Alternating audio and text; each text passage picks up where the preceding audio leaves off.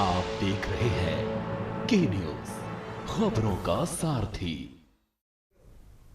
नमस्कार, के news India में आप सभी का स्वागत है। मैं हूं आपके साथ गरीम आवाज पे। रुक करेंगे अहम खबरों की ओर। लखनऊ से बड़ी जानकारी आपको बताते हैं। अवैध कब्जे पर चला प्रशासन का डंडा। नगर निगम ने सहारा शहर से 170 एकड़ जमीन वापस ली। उजरियाओं जामऊ की जमीन पर फिर लगा सरकारी बोर्ड। कोर्ट के आदेश पर नगर निगम की सख्त कार्रवाई। सहारा की इकाइयों को भेजा गया नोटिस। सरकारी जमीन के पुनः अधिग्रहण से हलचल तेज। बड़ी जानकारी आपको हम बता रहे हैं। और कोर्ट के आदेश पर नगर निगम की सख्त कार्रवाई की बात सामने आई है। बड़ी जानकारी आपको हम बता रहे हैं। उजरियाओं जामऊ की जमीन पर फिर लगा सरकारी बोर्ड। नगर निगम की सख्त कार्रवाई की बात सामने आई है।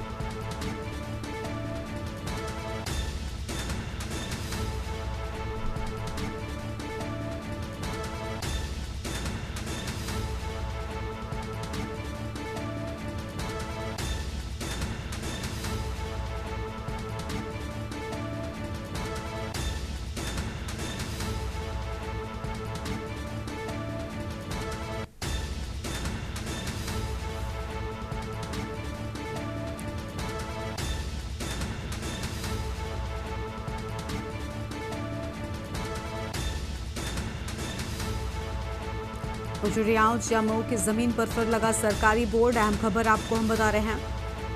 कोर्ट के आदेश पर नगर निगम की सख्त कार्रवाई की बात सामने आई है।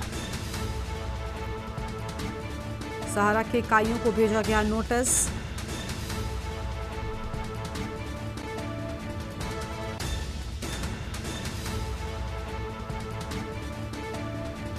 लखनऊ से बड़ी जानकारी। अवैध कब्जे पर चला प्रशासन का डंडा।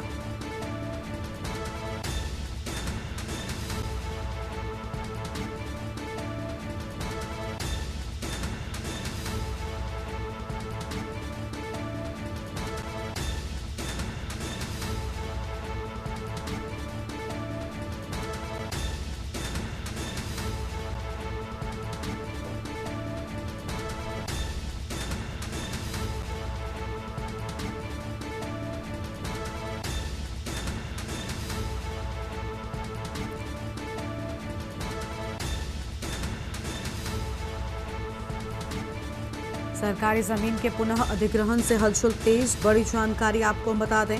अवैध कब्जे पर चला प्रशासन का डंडा। लखनऊ से बड़ी जानकारी। नगर निगम ने सहारा शहर से 170 एकड़ जमीन को लेकर अहम बातें सामने आई हैं। उजरियाओं जामऊ की जमीन पर फिर लगा सरकारी बोर्ड।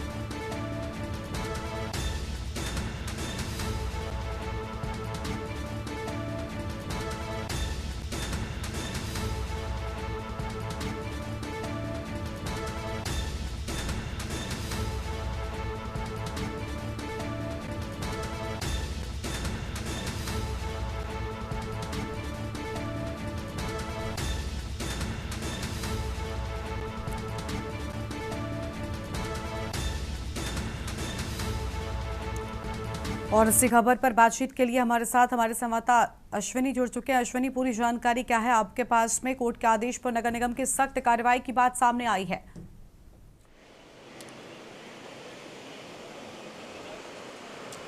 बिल्कुल बता दें आपको, जो लखनऊ प्रशासन है उसकी ओर से 1994 में सहारा समूह को जमीन जो है लाइसेंस डीड पे दी गई थी। ये ज़मीन लीज पर थी, 30 साल की लीज थी और इस दौरान जो सहारा समूह को इस ज़मीन पर आवासीय और व्यावसायिक जो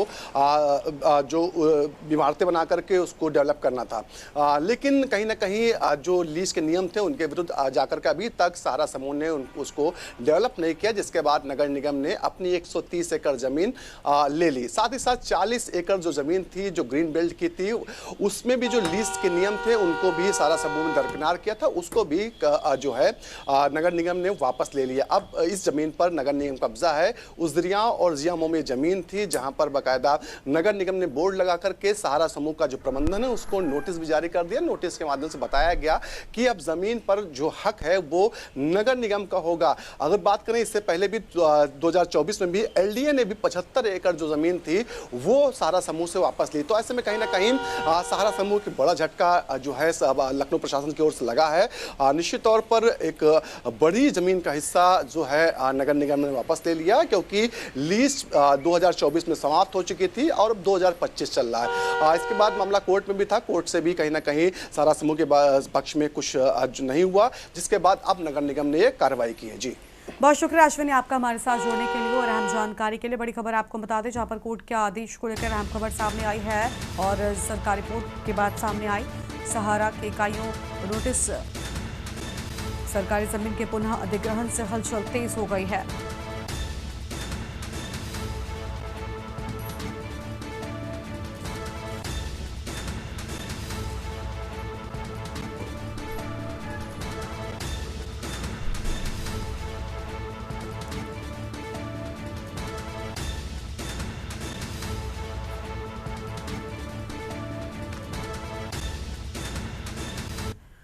और अगली बड़ी खबर का रुख कर लेते हैं लखनऊ से, जहां पर आउटसोर्स कर्मियों की मानदेय पर लिया जा रहा जीएसटी। आउटसोर्सिंग कर्मियों की मानदेय पर जीएसटी वसूलने की जांच शुरू। आउटसोर्स कर्मियों के मानदेय पर घर में वसूल रही थी 18% जीएसटी। नियमानुसार नहीं दिया जा सकता मानदेय पर जीएसटी चार्ज। जांच के बाद जीएसटी वसूलने के मामले में होगी कार्रवाई। प्राथमिक तौर पर पीडब्ल्यूडी में जीएसटी वसूलने की जानकारी हुई। बड़ी जानकारी आपको हम बता रहे हैं। जीएसटी के बाद जांच के बाद जीएसटी वसूलने के मामले में हुई कार्रवाई।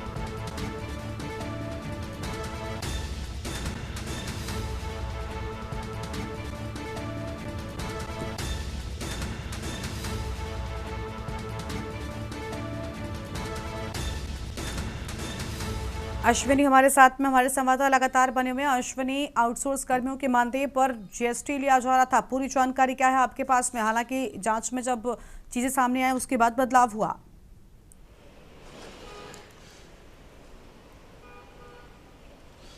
बिल्कुल बता दें आपको, उत्तर प्रदेश में लमसम 4 लाख जो आउटसोर्सिंग कर्मचारी काम कर रहे हैं और इनसे कहीं ना कहीं जो सेवा प्रदाता कंपनियां हैं वो इनके मानदेय पर सरकार से जीएसटी वसूल रही थी। चाहे वो विभाग हो या निगम, सबसे जीएसटी लिया जा रहा था। 18% ये जीएसटी लिया जा रहा था। जबकि नियम है कि जो सैलरी होगी, जो उनका मानदेय होगा, उस पर जीएसटी वसूल नहीं किया जा सकता, जिसके चलते कहीं ना कहीं एक बड़ा गड़बड़ घोटाला चल रहा था। हालांकि पीडब्ल्यूडी में ये मामला सामने आया, जिसके बाद जांच शुरू हो गई और जांच में तमाम तथ्य भी आना बाकी है।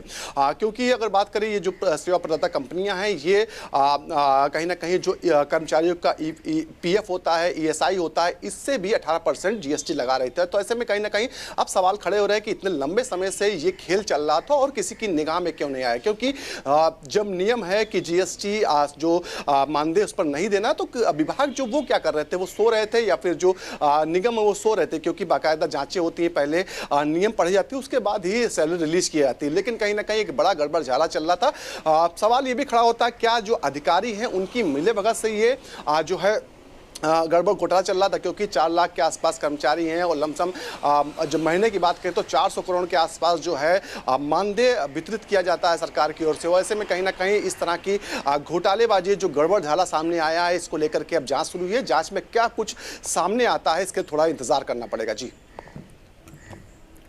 बिल्कुल, बहुत शुक्रिया अश्विनी आपका हमारे साथ जुड़ने के लिए और अहम जानकारी के लिए। तो लखनऊ से ये खबर आपको बता रहे थे, जहां पर घर में वसूल रही थी 18% जीएसटी। बड़ी जानकारी आपको हम बता दें।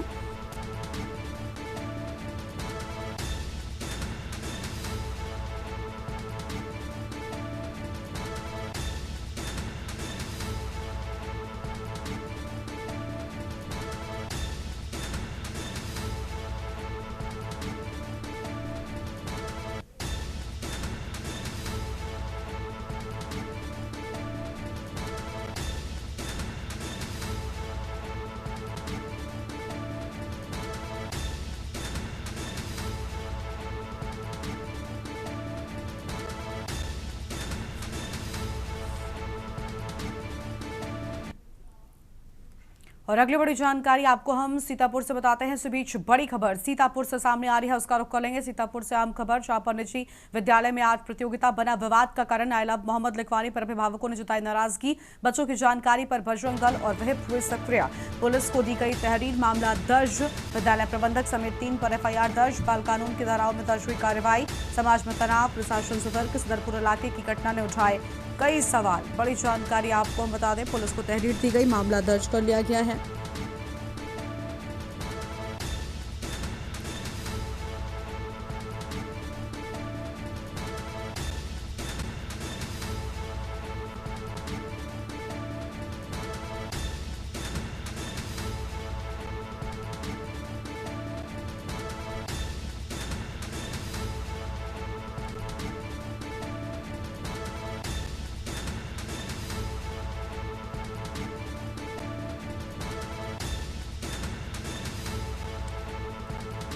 और इसी खबर पर बातचीत के लिए हमारे साथ हमारे संवाददाता दीपक गुप्ता जुड़ चुके हैं। दीपक, पूरी जानकारी क्या है? आई लव मोहम्मद विवाद जो है वो बढ़ता जा रहा है और सीतापुर में भी इससे ही जुड़ा एक मामला सामने आया है। जी, मैं आपको बता दूं कि सीतापुर के सदरपुर थाना इलाके में एक विद्यालय पड़ता है, हमारे बापू शिक्षा निकेतन। वहां पर कल या इंटर से चलने वाला विद्यालय, यहाँ पर एक अध्यापक के द्वारा ड्राइंग प्रतियोगिता रखी गई, जिसमें आई लव मोहम्मद के स्लोगन को हिंदू और मुस्लिम दोनों बच्चों से आर्ट में बनवाया गया, जिसको लेकर के जब हिंदू छात्र अपने घर वापस पहुंचे तो उन्होंने परिजनों से शिकायत की। परिजनों से जब शिकायत हुई बच्चों के द्वारा, तो परिजनों ने इस मामले की जानकारी अन्य लोगों को दी, जिससे यह मामला विश्व हिंदू परिषद, अंतर्राष्ट्रीय विश्व हिंदू परिषद और बजरंग दल के कार्यकर्ताओं तक पहुंचा। देर रात कार्यकर्ताओं ने सदरपुर थाने में तहरीर दी, जिसके बाद विद्यालय प्रबंधक समेत 2 अन्य लोगों पर गंभीर धाराओं में अभियोग दर्ज कर दिया गया है। वहीं पुलिस ने मामले में 2 लोगों को हिरासत में भी ले लिया है। अभी आधिकारिक रूप से गिरफ्तारी की पुष्टि नहीं हुई है, लेकिन पुलिस ने 2 लोगों को हिरासत में लिया है, सूचना अब तक सामने आई है। आई लव मोहम्मद का प्रकरण सीतापुर में बिस्वा तहसील और सदरपुर इलाके में देखने को अब तक मिला है। जी, बहुत शुक्रिया दीपक आपका हमारे साथ जुड़ने के लिए और अहम जानकारी के लिए। बच्चों की जानकारी पर बजरंग दल और विहिप सक्रिय हुए, बड़ी खबर आपको हम बता रहे हैं।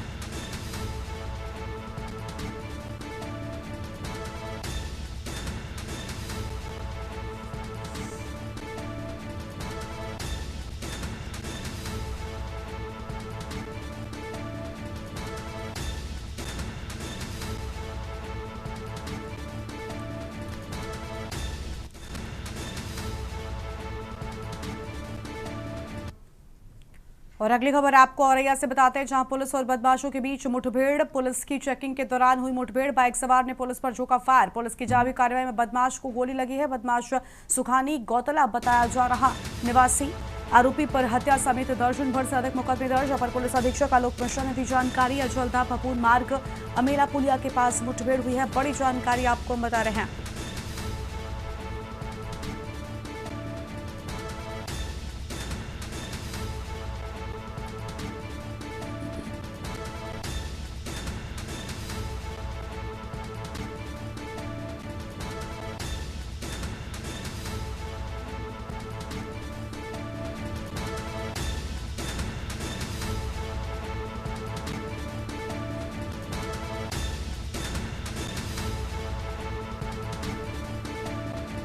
और अगली बड़ी खबर का रुख कर लेंगे। अगली बड़ी जानकारी आपको हम मुरैना से बताते हैं। इस बीच बड़ी खबर मुरैना से सामने आ रही है। ऑनर किलिंग का मामला मुरैना से सामने आया है, बड़ी जानकारी आपको बता दें। जहां पर पिता ने बेटी की हत्या कर नदी में फेंका, ये बड़ी जानकारी सामने आ रही है। पिता ने बेटी की हत्या कर नदी में फेंका, बड़ी खबर आपको बता दें। पड़ोसियों की सूचना पर मौके पर पहुंची पुलिस।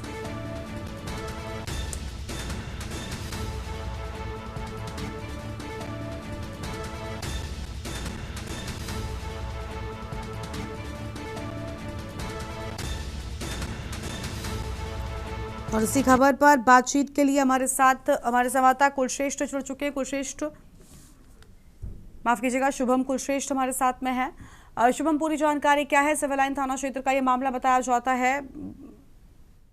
जी बिल्कुल, ये 23 सितंबर रात करीब 8 से 9 बजे की ये जो घटना है, जिसमें एक तो पिता अपनी बेटी को गोली मारकर हत्या कर देता है और उसके बाद उसको क्या कहते हैं बोरे में बंद करके घेड़ के रास्ते कुआरी नदी में फेंकाता है।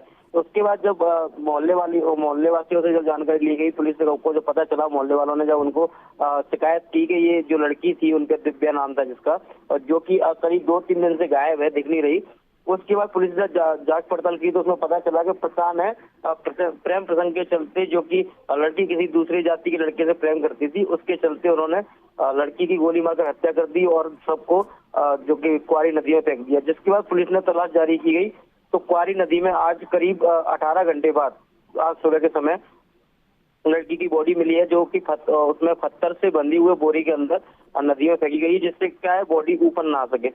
आज देखा गया तो बॉडी बिल्कुल पूरी तरीके से गल चुकी है। उसके बाद बॉडी को पोस्टमार्टम के पास भेजा गया है।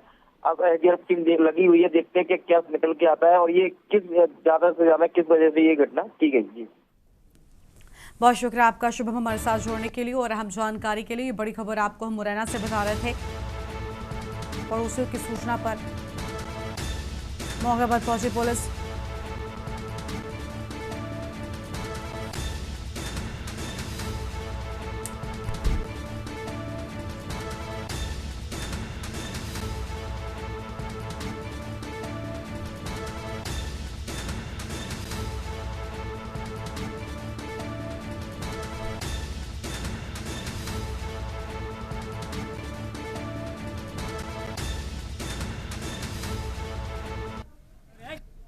अरे यार आगे आ जाओ से एक रस्सी फेंक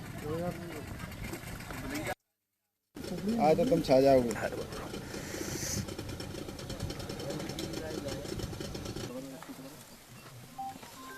हेलो दोनों ये वाली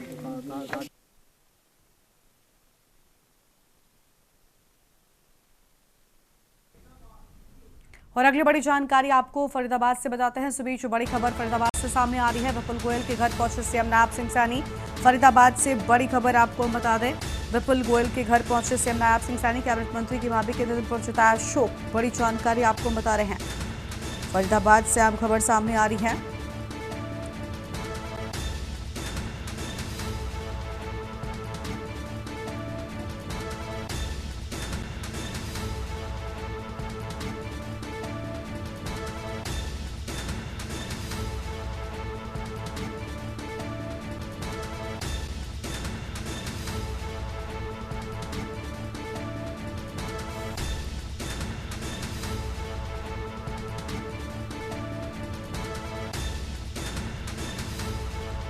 फरीदाबाद से बड़ी जानकारी सामने आई है। विपुल गोयल के घर पहुंचे सीएम नायब सिंह सैनी।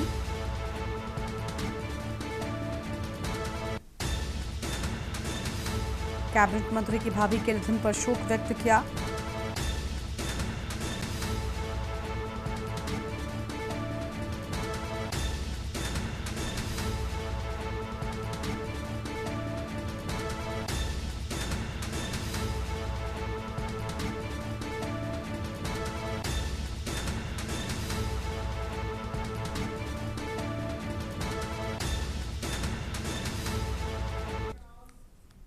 अगली खबर अंबिकापुर से आपको बताते हैं। इस बीच बड़ी जानकारी अंबिकापुर से सामने आ रही है। अंजलि अरोड़ा का कार्यक्रम रद्द हुआ।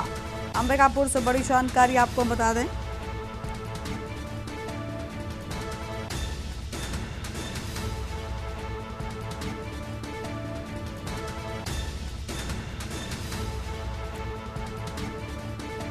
पलामू से अंबिकापुर आने वाली थी अंजलि अरोड़ा। कार्यक्रम रद्द होने की बात सामने आई है। पलामू से अंबिकापुर आने वाली थी अंजलि अरोड़ा।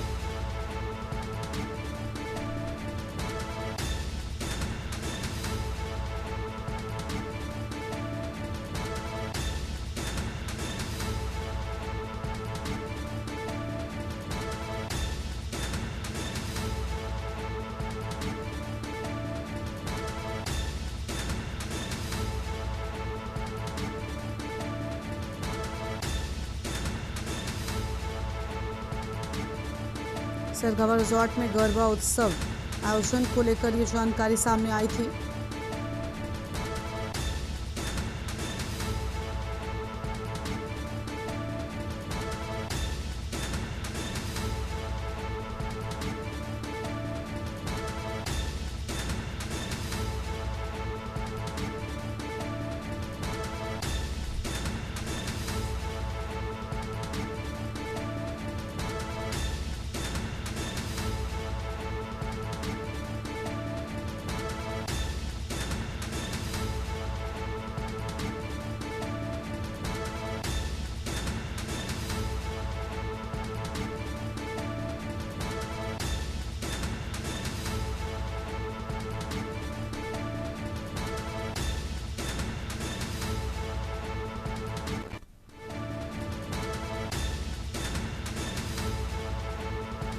पलामू से अंबिकापुर आने वाली थी अंजलि अरोड़ा। बड़ी जानकारी आपको हम बता रहे हैं।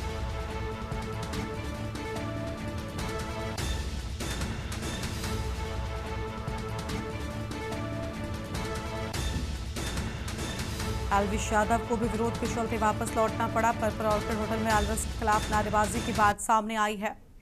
आगे बढ़ेंगे खबरों की ओर। अगली बड़ी खबर कन्नौज से मां की हत्या पर बेटियों का फूटा गुस्सा। हत्यारे के फुल एनकाउंटर की मांग, वरना करेंगे सड़क पर सुसाइड। बेटियों की ओर से बड़ी बातें सामने आई हैं। घर में काम करने वाले मजदूरों की लूट और हत्या। 4 दिन बाद मुठभेड़ में एक आरोपी गिरफ्तार। गोली लगने के बाद बदमाश मेडिकल कॉलेज में भर्ती। मेडिकल कॉलेज पहुंची मृतका की बेटियां। बेटियों ने कहा जैसे मां को मारा वैसे ही सजा मिले। सदर कोतवाली क्षेत्र की घटना ने श्याम जनमानस में सनसनी फैली। बड़ी जानकारी आपको हम बता रहे हैं।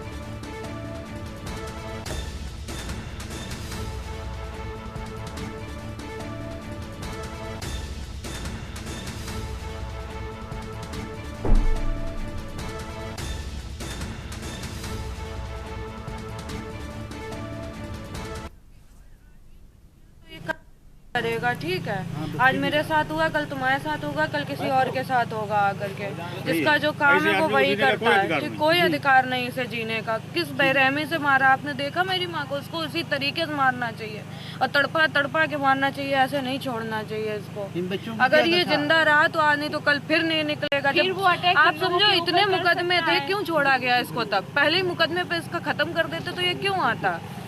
मुझे यही कहना है, क्योंकि वो मुझे मार के बेहोशी की हालत में छोड़ के गए थे, धमकी दे के गए थे कि काम इसका भी रास्ते में लगा देंगे जाके। तो मैं ये संतुष्टि चाहती हूँ, उनको जान से ही मार देना चाहिए, क्योंकि हम दोनों बहनें अकेले घर में रहते हैं। खतरा हमें आगे भी ये लोग अटैक कर सकते हैं, क्योंकि हमने इनको पकड़वाया, बयान दिए हैं।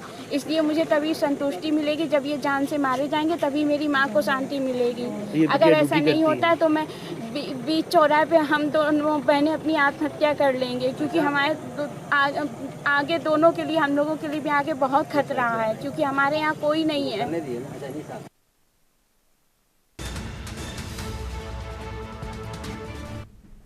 इस बुलेटिन में इतना ही। तमाम बड़ी खबरों के लिए आप देखते रहिए के न्यूज़ इंडिया। नमस्कार।